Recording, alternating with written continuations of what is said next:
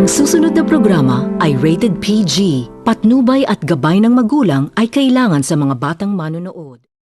Ipinakita ni Tanggol ang totoong wangis niya sa kanilang kakosa. Iniisa-isang pinatumba ni Tanggol ang mga kakosa ni Bong hanggat sa nagmamakaawa ang mga ito kay Tanggol para sa kanilang buhay na sila'y huwag umanong patayin.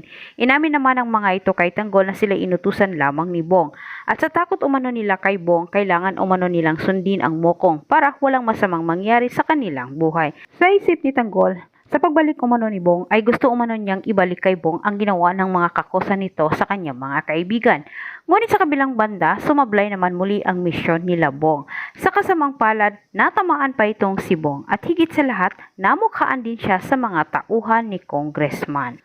Sa kabilang banda, nag-agaw buhay ang mga kaibigan ni Tanggol at itong si Tanggol, gigil na gantihan itong si Bong sa oras na makabalik na ito sa kulungan.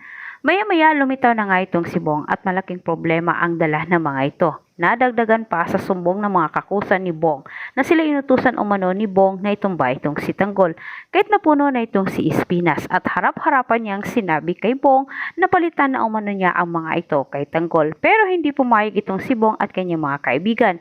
Anila dahil sa kanilang pagkakamali, ganun din umano sila bibitawan ni Espinas at mukhang nakalimutan umano ni Espinas na sila umano mismo ang nag-akyat ng malaking pera sa bulsa ng mga ito.